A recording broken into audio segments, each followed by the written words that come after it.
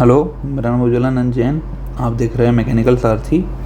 तो आज हम स्टार्ट करने वाले हैं बायोलॉजी फॉर आरआरबी जेई।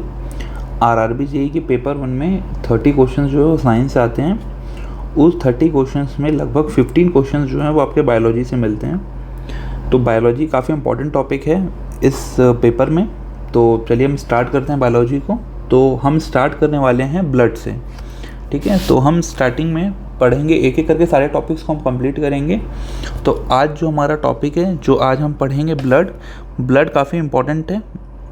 इससे कई बार अलग अलग क्वेश्चंस आते हैं। तो हम स्टार्टिंग से पढ़ेंगे कि ब्लड में हमको क्या पढ़ना है, सर्कुलेटरी सिस्टम, हार्ट, ये सब हमको पढ़ना है, ठीक है। तो चलिए स्टार्ट करते हैं। तो मैं एक एक करके चीज़ों को लिखाऊंगा और 2-3 बार रिपीट करूंगा। बायोलॉजी आप तभी याद कर पाएंगे जब आप बहुत बार सुनेंगे उस चीज़ को और बहुत बार बोलेंगे और लिखेंगे। बायोलॉजी के जो वर्ड्स हैं वो एज एन इंजीनियर हमको उतने समझ नहीं आते हैं, क्योंकि वो जो है वो कोर साइंस के लैंग्वेज में होती है या कुछ लैटिन वर्ड्स होते हैं जो कि हम फेमिलियर नहीं हैं। तो उसके लिए सिंपल ट्रिक है आपको कि आप बहुत बार उसको रिपीट करेंगे और लिखेंगे। कोई शॉर्ट ट्रिक इसकी नहीं है कि एक वीडियो आप देख लेंगे आपको पूरा याद हो जाएगा, ऐसा बिल्कुल नहीं है।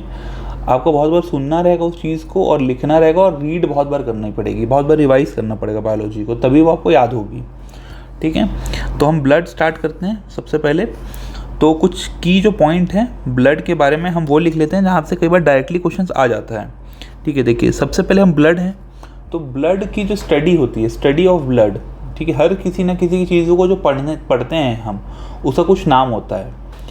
अगर आप जैसे कि साइंस वाले हैं तो मोशन की जब बात करते हैं तो काइनेमेटिक्स, काइनेटिक्स, स्टैटिक्स, इन सब में हमने डिवाइड किया है। तो उसी प्रकार study of blood, study of blood को हम क्या बोलते हैं? इसको हम बोलते हैं हेमेटोलॉजी, हेमेटोलॉजी, ठीक है। देखो हेमेटोलॉजी याद करने का सबसे इजी तरीका होता है कि हम सबको पता है कि ब्लड में हीमोग्लोबिन होता है, एचबी जिसको हम बोलते हैं। हीमोग्लोबिन के बारे में टेस्ट करने भी गए होंगे, उसके बारे में भी आगे पढ़ेंगे हीमोग्लोबिन के बारे में। तो हीमोग्लोबिन होता है, तो क्योंकि ब्लड में हीमोग्लोबिन होता है तो आप वहाँ से याद कर सकते हैं कि हीमोग्लोबिन से रिलेटेड होता है हेमेटोलॉजी। तो study of blood is known as haematology. अब इस चीज़ को रिपीट करते रहेंगे तो आपको ये चीज़ याद हो जाएगी। ब्लड में होता है हेमोग्लोबिन, तो हेमोग्लोबिन से रिलेटेड होता है हेमेटोलॉजी। तो study of blood is called haematology, ठीक है। उसी प्रकार स्टडी ऑफ सर्कुलेटरी सिस्टम। अब मैं ये अलग से क्यों लिखा रहा हूँ, सर्कुलेटरी सिस्टम,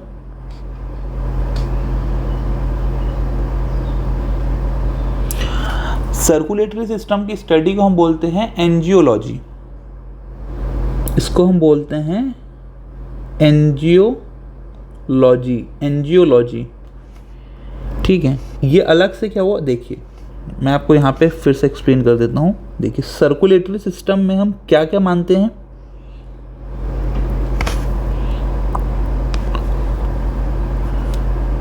ब्लड।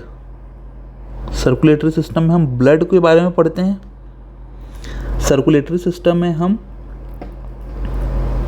हार्ट के बारे में पढ़ते हैं, दिल जो बहुत बार लोगों का टूटता है, और ब्लड वेसल,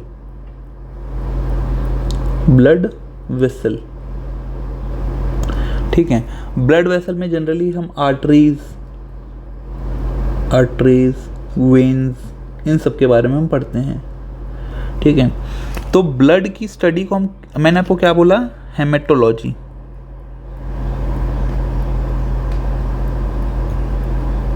हार्ट की स्टडी को कार्डियोलॉजी बोलते हैं, पर जब मैं हार्ट के बारे में पढ़ाऊंगा तब मैं वहाँ पे इस चीज़ को फिर से लिखाऊंगा। तो अभी जिनको लिखना है लिख सकते हैं कार्डियोलॉजी, ठीक है। और सर्कुलेटरी सिस्टम को हम बोलते हैं एंजियोलॉजी, ठीक है। तो अभी हम ब्लड के बारे में पढ़ रहे हैं, तो ब्लड से रिलेटेड कुछ की फैक्टर हम पढ़ लेते हैं, फिर ब्लड के बारे में डिटेल में पढ़ेंगे। जो डायरेक्टली वन लाइनर जो होते हैं वो लिख देता हूँ पहले मैं, जो आपको पता होना चाहिए। सबसे पहले कि कितना अमाउंट में या वॉल्यूम में ब्लड होता है एक फिट या एक नॉर्मल शरीर पे। Volume of blood in human body, एक मानव शरीर में कितना अमाउंट होता है ब्लड का, बॉडी। ठीक है, तो इसको अलग अलग टाइप से वो क्वेश्चन पूछता है, तो मैं यहाँ पे एक एक करके लिखाते जाता हूँ। एक ही बात है बट वो अलग अलग तरह से पूछता है। तो अगर मैं बोलूँ तो 5 to 6 लीटर एवरेज, ठीक है, 5 to 6 लीटर। अगर वो आपसे बोले गैलन में, कई बार वो गैलन में पूछता है, तो 1.2 से 1.5 के बीच, ये किसमें, गैलन में। ठीक है, जो 1 गैलन होता है वो होता है लगभग 4.5 लीटर के आसपास। तो उससे आपको यहां से देखेंगे तो इससे ये कन्वर्ट हो गया। अब गैलन हो गया। अब यूनिट में, कई बार हमने यूनिट सुना है वर्ड, यूनिट, कि इतने यूनिट ब्लड चल रहा है या इतने यूनिट ब्लड की रिक्वायरमेंट है। तो एक्चुअली यूनिट में होता है 10 to 12 यूनिट में। अब ये कन्वर्जन कैसा आया, तो देखिए ये कन्वर्जन होता है 1 unit is equal to 500 ml। आधा लीटर को हम 1 यूनिट बोलते हैं। तो अगर एवरेज 5 से 6 लीटर है तो यूनिट में कितना हो जाएगा, 5 × 2, आधा लीटर है 1 यूनिट में, तो 10 और 12 के बीच में। अगर एग्जैक्ट कई बार पूछ देता है तो वो लगभग हम बोलते हैं 5040 ml, ये हम एग्जैक्ट बोलते हैं 5040 ml, लगभग 5 लीटर के आसपास ही दिख रहा होगा आपको। ये 5 लीटर के आसपास 5040 ml है ना, ml मिलीलीटर, तो लीटर में होगा 5 के आसपास। ठीक है, तो ये कुछ इंपॉर्टेंट पॉइंट हैं ब्लड के बारे में। ठीक है, वॉल्यूम ऑफ ब्लड का कॉन्सेप्ट क्लियर हो गया। अगर आपसे पूछे तो आप उसको आंसर कर देंगे। अब अगला जो पॉइंट है कि पीएच ऑफ ब्लड क्या होता है।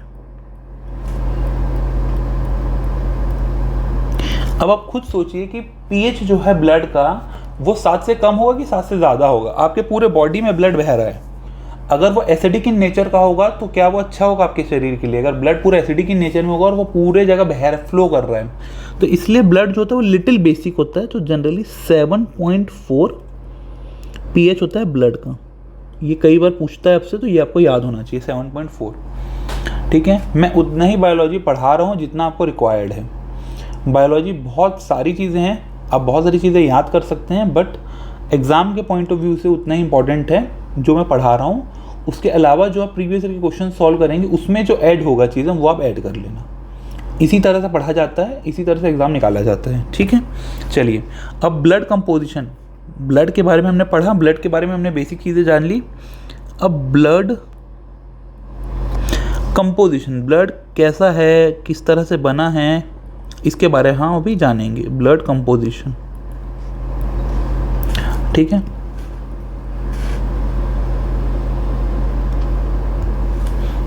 Okay, blood composition. तो देखिए जो ब्लड है, सबसे पहले आपको ये पता होना चाहिए कि जो ब्लड है इज कोलॉइड। कैसा कोलॉइड है, नेचुरल कोलॉइड है, कोलॉइड। ठीक है, नेचुरल कोलॉइड मतलब क्या हुआ, which can not be fully filtered. अगर आप ब्लड को छन्नी में, ऐसा समझने के लिए लेमैन लैंग्वेज, अगर आप छन्नी में डालेंगे तो ब्लड पूरी तरह फिल्टर नहीं होगा। नेचुरल कोलॉइड का मतलब होता है कि पूरी तरह अगर आप ब्लड को छन्नी में डालेंगे तो वो पूरी तरह से फिल्टर नहीं होगा। ठीक है, याद करने के लिए आपको ये चीज़ समझ आना चाहिए। इसका मतलब क्या होता है, which can not be fully filter. Clear हो गया पहला पॉइंट। ब्लड क्या है, नेचुरल कोलॉइड है। ठीक है, नेचुरल कोलॉइड में जो फुली फिल्टर्ड नहीं हो सकता, which can not be fully filtered. जो ब्लड होता है, ब्लड इज, ये बहुत इंपॉर्टेंट पॉइंट है, लिक्विड कनेक्टिव टिश्यू। ये जब हम अभी आगे, जब ये सारा टॉपिक हो जाएगा तो जब मैं आपको सेल के बारे में पढ़ाऊंगा, टिश्यूज़ के बारे में पढ़ाऊंगा, कनेक्टिव टिश्यू और बहुत सारे जो टिश्यूज़ हैं, अलग अलग टिश्यूज़ जिससे क्वेश्चंस आते हैं और आपको पता होना चाहिए, जब मैं वो आपको पढ़ाऊंगा तो उसमें आपका ये पॉइंट क्लियर होगा कि कनेक्टिव टिश्यू क्या होते हैं। ठीक है, अभी आप सिर्फ याद करने के लिए रख लीजिए। अब देखिए जो ब्लड है, जो ब्लड है उसमें 2 पार्ट होते हैं, ब्लड में क्या होते हैं, दो पार्ट, एक होता है लिक्विड पार्ट, लिक्विड पार्ट, और एक होता है सॉलिड पार्ट। ब्लड दोनों से मिलकर बना होता है, लिक्विड पार्ट और सॉलिड पार्ट। तो जो लिक्विड पार्ट होता है उसको हम क्या बोलते हैं, प्लाज्मा कहते हैं, प्लाज्मा। लिक्विड पार्ट को हम बोलते हैं प्लाज्मा। जनरली ये 55 से 60% के आसपास होता है। तो अगर आपसे पूछे ब्लड में सॉलिड ज़्यादा होता है या लिक्विड, तो लिक्विड पार्ट ज़्यादा होता है। सॉलिड पार्ट को हम जनरली बोलते हैं ब्लड कॉर्पोसेल, ब्लड कॉर्पोसेल। ये जनरली 45% के आसपास होता है, ऑब्वियसली उससे कम है ये, ठीक है।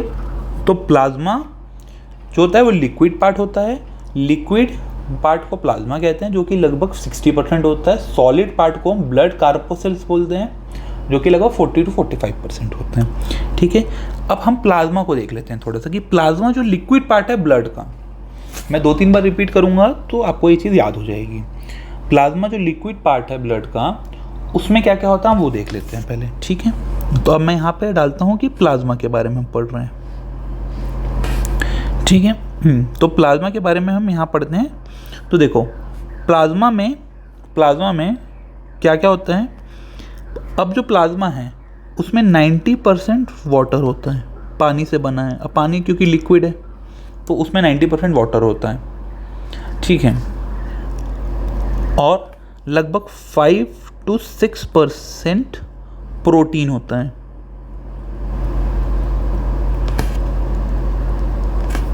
और 1 to 2% लगभग सॉल्ट होता है। ऐसे करते करते ये प्लाज्मा का स्पेसिफिकेशन है कि प्लाज्मा में क्या होता है। अब प्रोटीन जो है ये एक अलग कहानी है, इसको हम फिर से यहाँ पे एक्स्ट्रा पढ़ते हैं कि ब्लड में होता है प्लाज्मा जो कि लिक्विड पोर्शन है, उसमें में होता है, प्लाज्मा में होते हैं कुछ प्रोटीन जो कि हमारे लिए इंपॉर्टेंट है पढ़ने। तो प्रोटीन जो होते हैं हम कौन से होते हैं वो देख लेते हैं। देखिए जो प्रोटीन है मैं आपको लिखा देता हूँ, उसके बाद मेन जो प्रोटीन है जो हमको पढ़ना है उसके बारे में हम लिखते हैं। देखिए पहला प्रोटीन है हेपेरिन, हेपेरिन एक हेपेरिन प्रोटीन होता है। एक होता है थॉम्प्रिन, हेपेरिन, थॉम्प्रिन।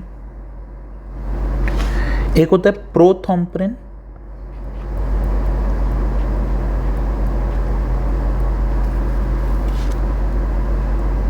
और एक होता है फाइब्रिन।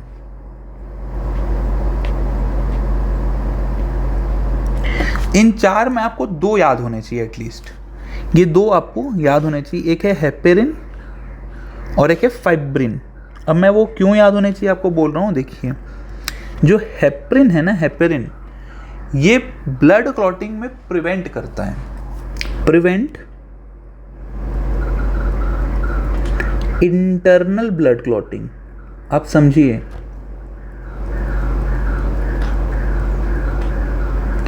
ब्लड क्लॉटिंग इंटरनल कहने का मतलब क्या है। देखिए जब आपका जो ब्लड है जब वो अंदर बह रहा है नसों में तो वहाँ क्लॉट नहीं होना चाहिए। ब्लड क्लॉटिंग आपको कहाँ चाहिए होती है, जब आपकी कोई चोट कट जाए, जब आपको लगती है तो वहाँ पे ब्लड का जमना ज़रूरी है, क्योंकि नहीं तो खून कंटिन्यूसली बहेगा आपके शरीर पे और पूरा ब्लड खत्म हो जाएगा शरीर पे। तो इसलिए जब कट लगता है तो वो एक्सटर्नल ब्लड क्लॉटिंग होनी ज़रूरी है। जब बाहर चोट पे शरीर के अंदर जहाँ बह रहा है नसों में, आर्टरीज या वेन्स में, वहाँ अगर ब्लड क्लॉट हो गया तो फिर काम तमाम। तो अंदर ब्लड क्लॉट ना हो उसको कौन रोकता है, हेपेरिन। अंदर ब्लड क्लॉट ना हो उसको कौन रोकता है, हेपेरिन। अंदर ब्लड क्लॉट ना हो उसको कौन रोकता है, हेपेरिन। एंटी ब्लड क्लॉटिंग के लिए काम आता है, एंटी ब्लड क्लॉटिंग के लिए। अच्छा अब ब्लड क्लॉटिंग हम जनरली आइडेंटिफाई किससे करते हैं, ब्लड क्लॉटिंग को मैं यहाँ पे लिखा देता हूँ।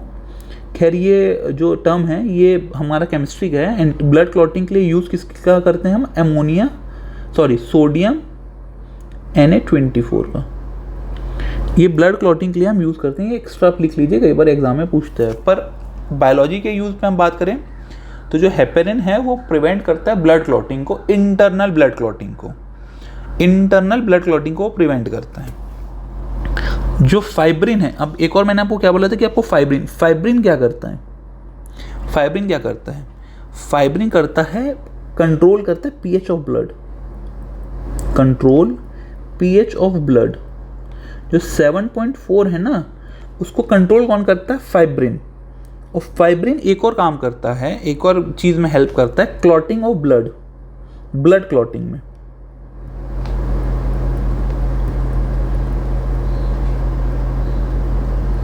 कौन सी, एक्सटर्नल। वो प्रिवेंट करता है, हेपेरिन इंटरनल ब्लड क्लॉटिंग को प्रिवेंट करता है। फाइब्रिन जो बाहर ब्लड क्लॉटिंग होती है ना चोट लगने के बाद, उसमें हेल्प करता है फाइब्रिन। और फाइब्रिन क्या करता है, पीएच कंट्रोल करता है ब्लड का। ये दो चीज़ आपको क्लियर हो गई, दोनों प्रोटीन क्या क्या है करते हैं ब्लड में। अब कुछ हम चीज़ देख लेते हैं। और अब देखो एक नया टर्म है, देखो अगर जो प्लाज्मा है, अगर विदाउट फाइब्रिन हो, ये हमने पढ़ा ना फाइब्रिन, इसके बिना अगर प्लाज्मा हो जिसमें फाइब्रिन प्रेजेंट ना हो उस प्लाज्मा में, ब्लड का जो प्लाज्मा है, तो उसको हम क्या कहते हैं, सीरम।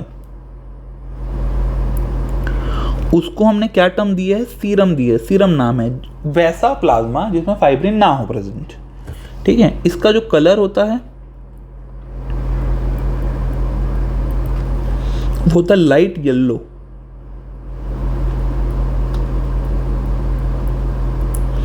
और इस सीरम का जिसमें फाइब्रिन ना हो प्रेजेंट प्लाज्मा में, उसका पीएच होता है 7.8। ठीक है, तो अगर फाइब्रिन प्रोटीन रिमूव किया जाए, मींस इससे ये समझ आ रहा है ना, if fibrin is removed, so pH बढ़ जा रहा है, दिख रहा है 7.4 से 7.8 हो गया जब फाइब्रिन प्रेजेंट नहीं है ब्लड में। ठीक है, तो इसी हिसाब से फाइब्रिन जो होता है, फाइब्रिन प्रोटीन, वो ब्लड का पीएच कंट्रोल करता है। ठीक है, ये 2 पॉइंट आपके क्लियर होगा यहाँ से। चलिए देखिए, प्लाज्मा के बारे में हमको जितना जानना था हम जान गए। अब हम पढ़ते हैं ब्लड कार्पोसेल के बारे में। ब्लड कार्पोसेल, देखिए ब्लड कार्पोसेल मीन्स क्या था, सॉलिड पार्ट। कैसे, ये देखिए यहाँ पे मैंने लिखवाया था आपको, ये जो ब्लड है, इसका जो सॉलिड पार्ट है वो कार्पोसेल है। ब्लड का सॉलिड पार्ट कार्पोसेल होता है, तो ये जो कार्पोसेल है वो सॉलिड पार्ट है। अब देखिए, जो कार्पोसेल होती है वो स्मॉलेस्ट यूनिट ऑफ ब्लड होती है। जो कार्पोसेल होती है ये स्मॉलेस्ट यूनिट ऑफ ब्लड होती है।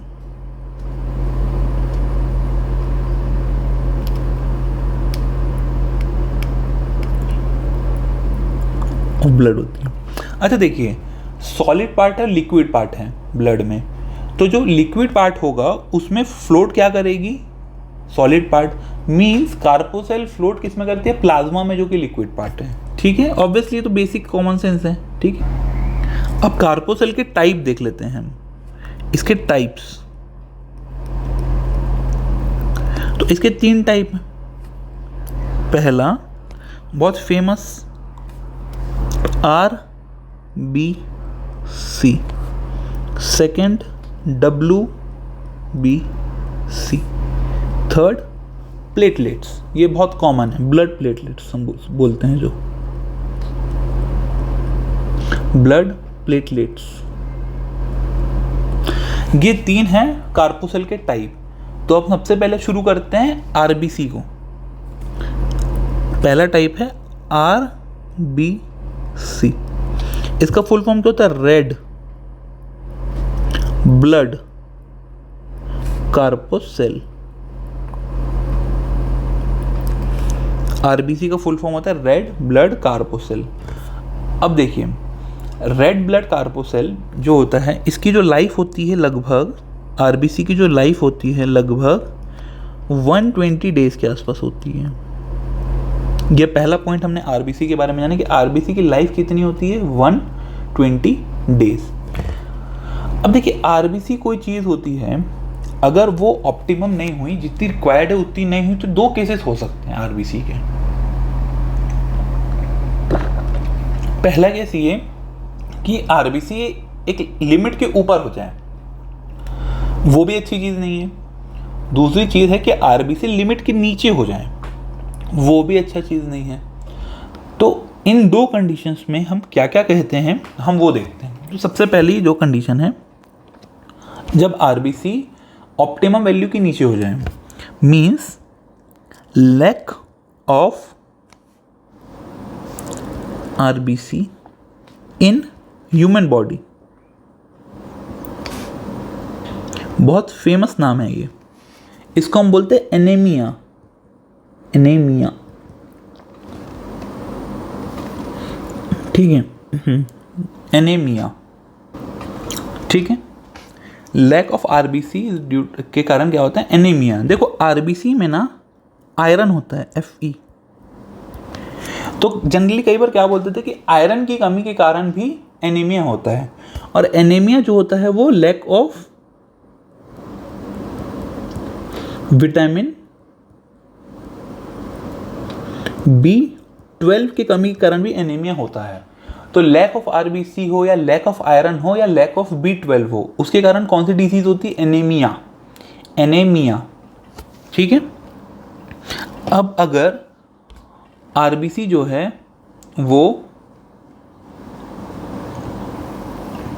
ज़्यादा है, आप समझिए, अगर आरबीसी जो है वो एक लिमिट से ज़्यादा है, वो मैं भी लिमिट भी आपको लिखवाऊंगा। अगर आरबीसी कम है लिमिट से, अगर आरबीसी कम हो गया है तो एनीमिया होता है। अगर मोर देन 7 लाख, 7 लाख से ज़्यादा अगर आरबीसी हो गए हैं,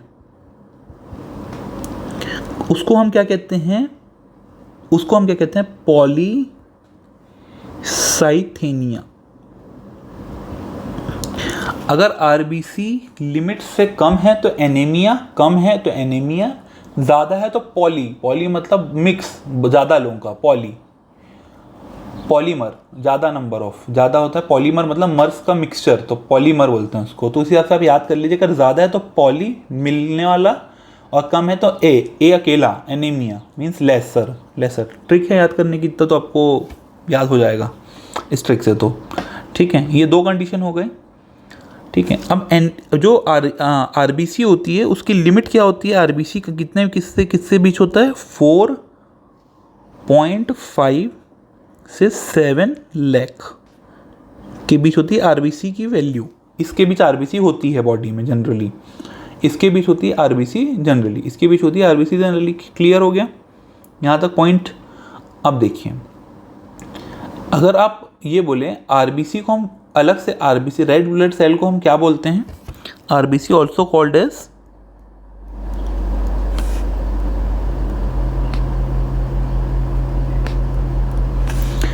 एरिथ्रोसाइट। कई बार आपसे ये पूछ सकता है कि एरिथ्रोसाइट किसको कहते हैं, तो एरिथ्रोसाइट हम कहते हैं आरबीसी को। Erythrocyte is called for RBC, RBC को हम क्या कहते हैं, एरिथ्रोसाइट। ये भी क्लियर हो गया आपका कि आरबीसी को हम क्या कहते हैं, दोनों की कमी से क्या होता है।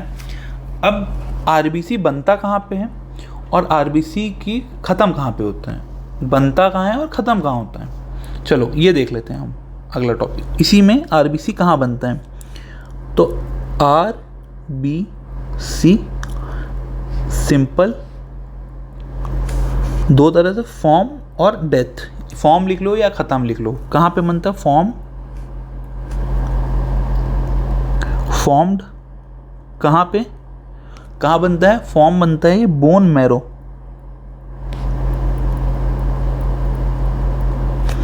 और डेथ कहाँ होती है इसकी, ख़त्म कहाँ होता है ये, स्प्लीन में। ये दोनों चीज़ आपको पता होनी चाहिए। आरबीसी बनता कहाँ पे है, बोन मैरो, और ख़त्म कहाँ पे होता है, स्प्लाइन पे, स्प्लीन या स्प्लाइन जो भी आप बोलना चाहें, ठीक है। अब देखिए बोन मैरो मतलब क्या होता है, हड्डी के बीच के जो गैप होता है ना, उसको हम बोन मैरो बोलते हैं, बोन कैविटी को बोन मैरो बोला जाता है। तो अब देखिए थोड़ा, ये थोड़ा इंटरेस्टिंग चीज़ है, तो थोड़ा आप समझ लीजिए तो आपको मज़ा आएगा, कुछ आपने नया चीज़ जान लिया करके। ठीक है, ये हड्डी है अगर आपकी, ठीक है, ये हड्डी है, तो ये इसमें जो कैविटी है, एक ऊपर कैविटी अपर और एक लोअर, ठीक है। तो जो ऊपर होती है, ऊपर वाली जो कैविटी है, यहाँ पे बनता है आरबीसी, जो आरबीसी बोन मैरो, ये आरबीसी की बोन मैरो है। ये जो नीचे वाला पोर्शन है, ये होता है येलो बोन मैरो, इसको हम बोलते हैं येलो बोन मैरो। यहां पे क्या बनता है येलो बोन मैरो में? WBC और blood platelets.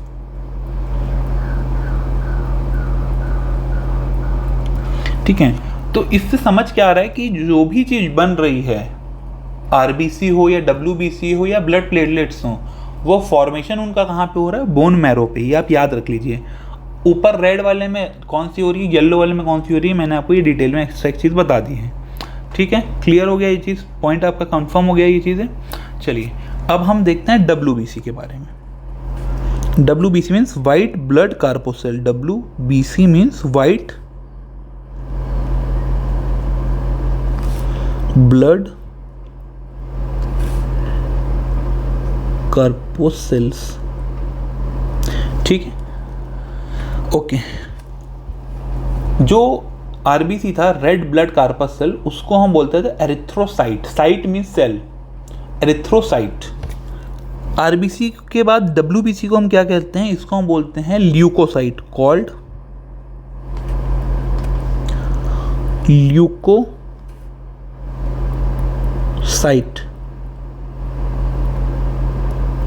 Called leukocyte, called leukocyte. इसकी जो लाइफ रहती है किसकी? WBC की, ये 12 to 20 डेज होती है। उसकी लगभग 120 दिन थी। आरबीसी की लाइफ है 120 दिन, WBC की लगभग है 12 दिन। और इसकी जो अमाउंट होती है, ये अराउंड होता है 9000 से 13000 के बीच एवरेज। ठीक है, अगर मैं रेशियो बोलूँ, ये बहुत बार क्वेश्चन पूछता है, ratio of RBC upon WBC, तो होता है ये 600:1। 601 अगर WBC है तो लगभग 600 RBC है, इसका मतलब ये है। अब WBC का काम क्या होता है? WBC जो होती है वो इम्यूनिटी प्रोवाइड करती है। WBC white blood corpuscle is the immune system, immunity देती है सिस्टम को ऑफ ह्यूमन बॉडी, इम्यूनिटी देती है।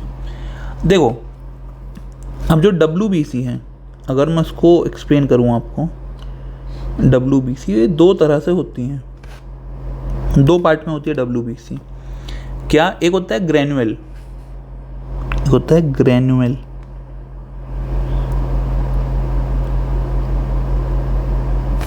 एक होता है ए ग्रेनुअल।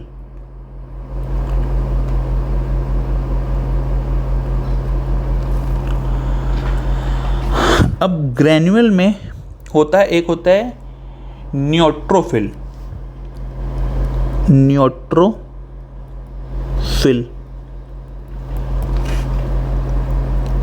एक ग्रेनुअल में एक होता है पीसोफिल, पिसोफिल। ये जो न्यूट्रोफिल होता है ये स्मॉलेस्ट WBC होता है, स्मॉलेस्ट WBC। वाइट ब्लड कार्पसेल का सबसे छोटा, अगर कोई बोले WBC तो होता है न्यूट्रोफिल। और पीसोफिल जो होता है ये बिगेस्ट WBC होता है।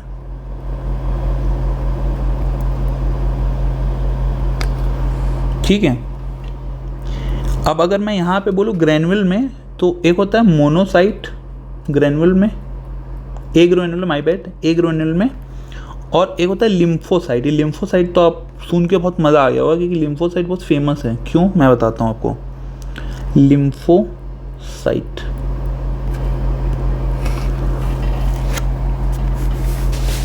देखो लिम्फोसाइट जो होता है ना, इसमें होता है नेचुरल किलर सेल।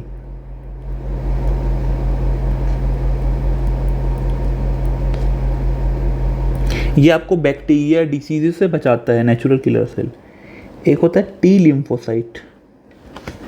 ये टी लिम्फोसाइट बहुत फेमस है। फोसाइट। अब ये टी लिम्फोसाइट क्यों फेमस? जो टी लिम्फोसाइट है ना, जो आप HIV वायरस होता है ना, HIV का, जिस एड्स जिस कारण से एड्स डिसीज होती है, उसका वायरस HIV होता है। तो HIV वायरस किसको तोड़ता है सबसे पहले? वो जाके टी लिम्फोसाइट को उड़ा देता है। तो जब टी लिम्फोसाइट उड़ जाता है ना, तो आपका इम्यून सिस्टम ही खत्म हो जाता है, क्योंकि WBC का जो ये जो पोर्शन है ना लिम्फोसाइट का, ये आपको प्रिवेंट करता है डिसीजेस से। तो जब आपको HIV होता है, एड्स होता है आपको ना, तो आप टेक्निकली HIV वायरस से नहीं मरते हैं। HIV वायरस क्या करता है? आपका इम्यूनिटी को कम कर देता है, क्योंकि वो टी लिम्फोसाइट को उड़ा देता है। क्योंकि टी लिम्फोसाइट उड़ गया तो आपको छोटा सा भी जो बैक्टीरिया है ना, वो आपको बहुत डैमेज कर जाएगा, जो पहले नहीं करता था। इसलिए HIV के पेशेंट जो होते हैं वो कमज़ोर हो जाते हैं, क्योंकि उनका टी लिम्फोसाइट उड़ जाता है। ठीक है, यहाँ पे क्लियर हो गया आपका। अब देखिए, ब्लड कैंसर जिसको हम बोलते हैं, ब्लड कैंसर,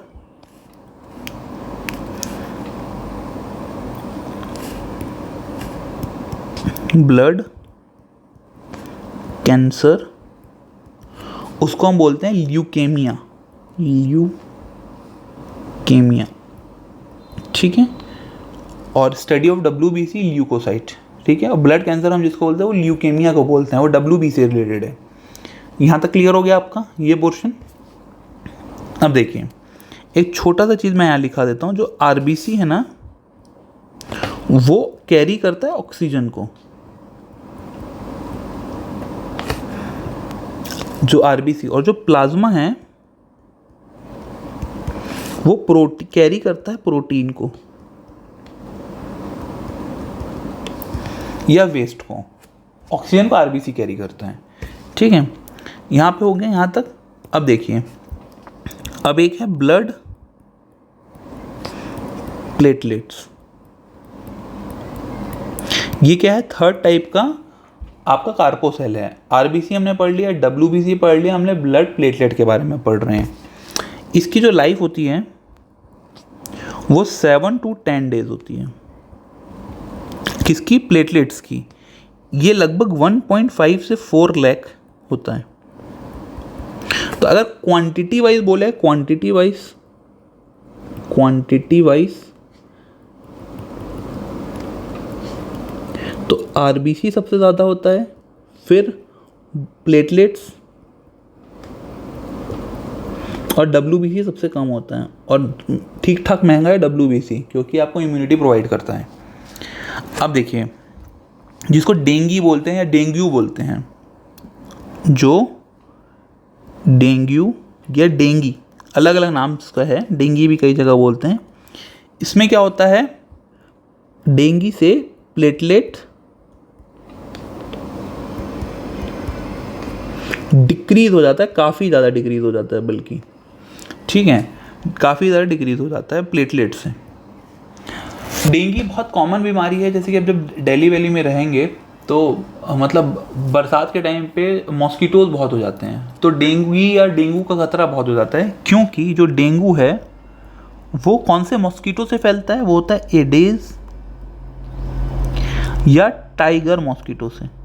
ये भी मॉस्किटो से ही होता है, मॉस्किटो, एडीज या टाइगर मॉस्किटो से। और जो डेंगी है वो ड्यू टू वायरस है। डेंगी वायरस से होता है, डेंगी वायरस से होता है। एक ब्लड या एक वायरस से रिलेटेड, एक मॉस्किटो से रिलेटेड एक और आपने सुना है, मलेरिया, बहुत फेमस मलेरिया। इसको मैं अलग से यहाँ पे लिख देता हूँ, मलेरिया। मलेरिया किसके कारण होता है? वो होता है प्लाज्मोडियम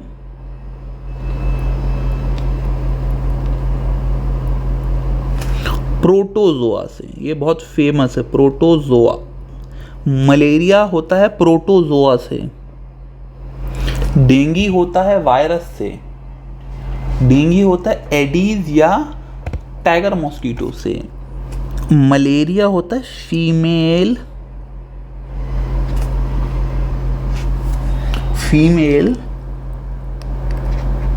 एनोफिलिस मॉस्किटो। ठीक है, यहाँ तक क्लियर हो गया आपको। तो ये जो टॉपिक था ये रिलेटेड था ब्लड का, जो ब्लड के बारे में हमने बेसिक सारी चीज़ें जान ली हैं। तो आई होप आप नोट्स बना रहे होंगे, तो आपके जो नोट्स है वो बहुत अच्छे आपके काम के बन जाएंगे, क्योंकि जो भी मैं पढ़ाने वाला हूँ आपको वो बिल्कुल अप टू द मार्क होगी। क्योंकि फालतू चीज़ मैं नहीं पढ़ाऊँगा, क्योंकि टाइम आपके पास भी कम है और मेरे पास भी, तो मैं उतना ही पढ़ा रहा हूँ यहाँ पे जिससे आपका आरआरबी जेईई का पेपर बन जाए। तो इसके बाद हम ब्लड ग्रुप्स के बारे में पढ़ेंगे, ब्लड ग्रुप्स के बारे में कि क्या क्या ब्लड ग्रुप होते हैं, किस तरह से ब्लड ग्रुप आइडेंटिफिकेशन होते हैं, पेरेंट्स और मदर का जो ब्लड होता है उसका कैसे ग्रुप निकाला जाता है आपस में बच्चे का, हम उसको पढ़ेंगे। फिर हार्ट के बारे में पढ़ेंगे, आर्टरीज वेन्स के बारे में कि filtration of blood, purification of blood, हम ये सब जानेंगे। फिर हम कार्डियक साइकिल देखेंगे कि कार्डियक साइकिल हम कैसे देखते हैं। ब्लड प्रेशर जो आप यूज़ करते हैं उसका कॉन्सेप्ट क्या है, ब्लड प्रेशर जो आप HG के फॉर्म पे लेते हैं 120 mm या 80 mm HG, उसका लॉजिक कैसे निकलता है, हम वो ब्लड प्रेशर का कॉन्सेप्ट कैसे होता है वो हम अब पढ़ लेंगे। तो बड़ी इंटरेस्टिंग चीज़ें हैं बायोलॉजी की, और मैं ट्राई कर रहा हूँ कि बायोलॉजी आपको थोड़ा लॉजिकल वे में समझा दूँ ताकि आपको याद आसानी से हो जाए समझ के। डायरेक्टली मैं लिखा दूंगा तो उतना कोई यूज़ नहीं होने वाला जब तक आप कथा नहीं सुनेंगे। इसमें स्टोरी बहुत इंपॉर्टेंट होती है बायोलॉजी को समझने में, क्योंकि वर्ड्स ऐसे आसानी से याद नहीं होते। ठीक है, तो मिलते हैं नेक्स्ट वीडियो में। नेक्स्ट वीडियो में हम ब्लड ग्रुप के बारे में पढ़ेंगे। तो चलिए, ऑल दी बेस्ट, तब तक आप पढ़ते रहिए। Okay, God bless you all.